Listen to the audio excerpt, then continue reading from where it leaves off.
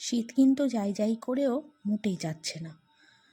মাঝখানে দুদিন বেশ জাঁকিয়ে ঠান্ডা পড়লো। মর্নিং ওয়াক সেরে ফিরছি, হঠাৎ দেখি মাছওয়ালা দাদা ডাকছে, বৌদি একদম ফ্রেশ আমোদি আছে, নিয়ে যাও। তাকাতেই দেখলাম চকচকে মুখ নিয়ে আমার দিকে সব তাকিয়ে আছে। বললাম দাও, 500-র মতো দিয়ে দাও। আমাকে দাদা ভালো করে পরিষ্কার করে আঁশ ছাড়িয়ে মাথাগুলো কেটে প্যাকেটে দিল ভরে। বাড়ি নিয়ে এসে ভালো করে পরিষ্কার করে নুন হলুদ দিয়ে বেশ করে চটকে চটকে মাখিয়ে নিলাম। আজ বানাবো আমুদি মাছের ঝাল। শীতের সবজি তো এখনও বেশ ভালোই পাওয়া যায়, শীতের সবজি দিয়ে জমিয়ে বানাবো। আমুদি মাছগুলো আমি ভালো করে নুন হলুদ মাখিয়ে রেখে দিলাম। এবার দেখে নেব আমুদি মাছের যে সবজিগুলো ব্যবহার করব সেই সবজিগুলো।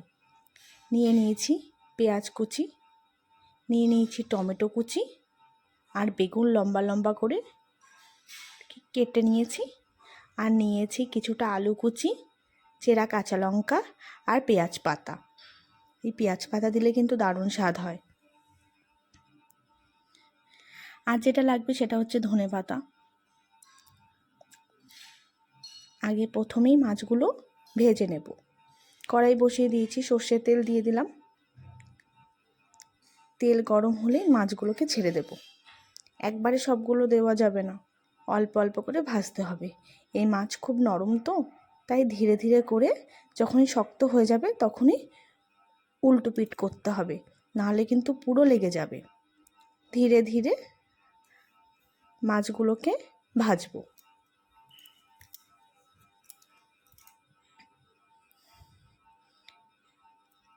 যেই এক পিঠ ভালো করে হয়ে যাবে উল্টো পিঠও ভেজে নেব। এইভাবে সব মাছগুলোকে ভেজে নিয়েছি আমি। দেখুন কি সুন্দর হয়েছে, সব একটার সাথে একটা লাগিয়ে আছে, ঝোলে দিলেই ছেড়ে যাবে। এবার একই তেলের কড়াইতে যা তেল ছিল তার মধ্যে দিয়ে দিলাম কালো জিরে। কালো জিরে দিয়ে পটপট শব্দ হলেই দিয়ে দিতে হবে চেরা কাঁচা লঙ্কা। এবার দিয়ে দেব পেঁয়াজ,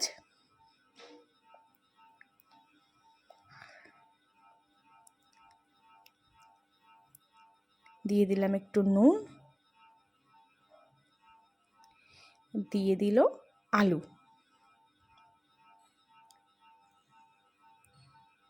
আমি যেহেতু ফোনের ক্যামেরাটা ধরেছি তাই দিদিভাই একটু সাহায্য করছে।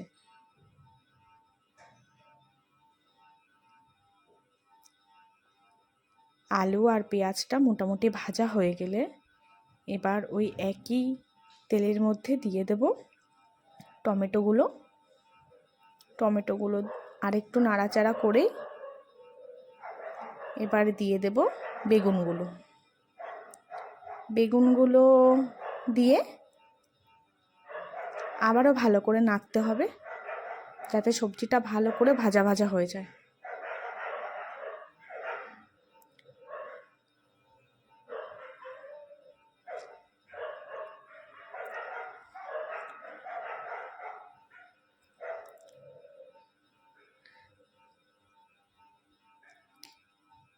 সবজিটা মোটামুটি ভাজা ভাজা হয়ে গেলে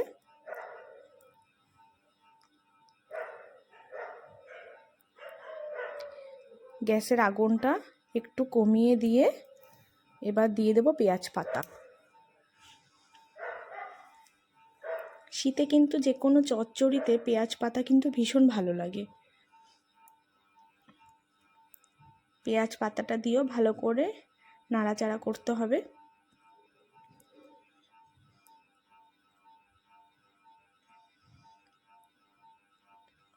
এবার আগে থেকে একটু আদা আর জিরে বেটে রেখেছিলাম, সেই আদা আর জিরে এবার দিয়ে দেব।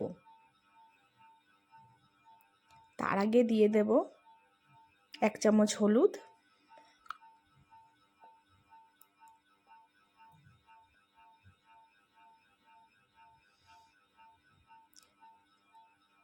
এবার দিয়ে দেব আদা জিরে বাটাটা। আমি আদা আর জিরে 1 চামচ দেব।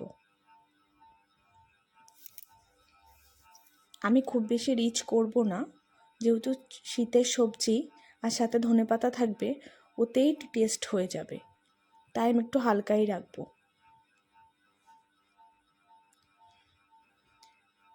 আমার প্রয়োজন মতো আমি আরেকটু ঝাল বাড়িয়ে দিলাম।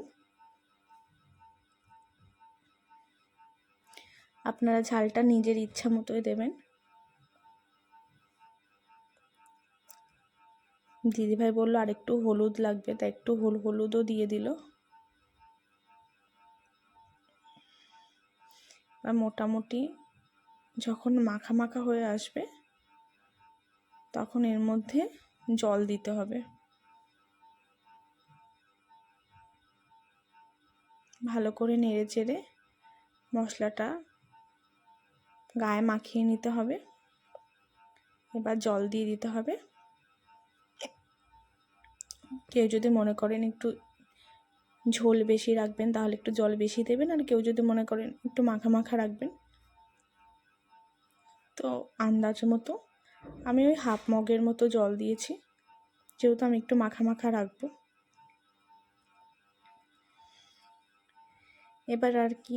এবার একটু ঢেকে একটু ওয়েট করতে হবে সবজিগুলো সেদ্ধ হওয়া পর্যন্ত।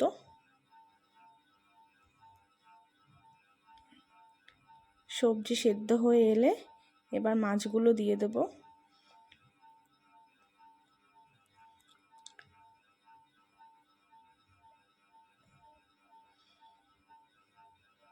মাছগুলো খুব বেশি নাড়লে কিন্তু ভেঙে যাবে, তাই মোটামুটি সবজি পুরোপুরি সেদ্ধ হয়ে যাওয়ার পরেই আমরা মাছগুলো দিয়ে সার্ভ করে দেব।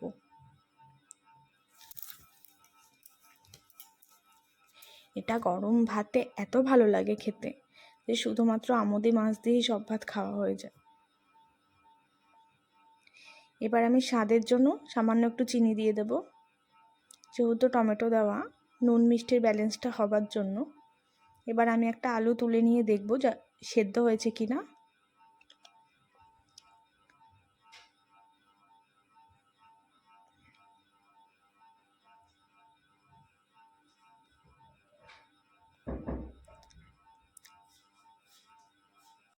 আলুটা কিন্তু বেশ ভালোভাবে সেদ্ধ হয়ে গেছে। এবার আমি আরেকটু ভালো করে ফুটিয়ে নিয়ে ধনেপাতাগুলো দিয়ে দেব। এক মুঠো ধনেপাতা ঝিরি করে কুচিয়ে রেখেছিল সেটাই দিয়ে দিলাম। ব্যাস, এবার ভালো করে একটু ফুটিয়ে কিন্তু নামিয়ে নেব আমি। আমাদের আমুদি মাছের ঝাল কিন্তু একদম তৈরি হয়ে গেছে।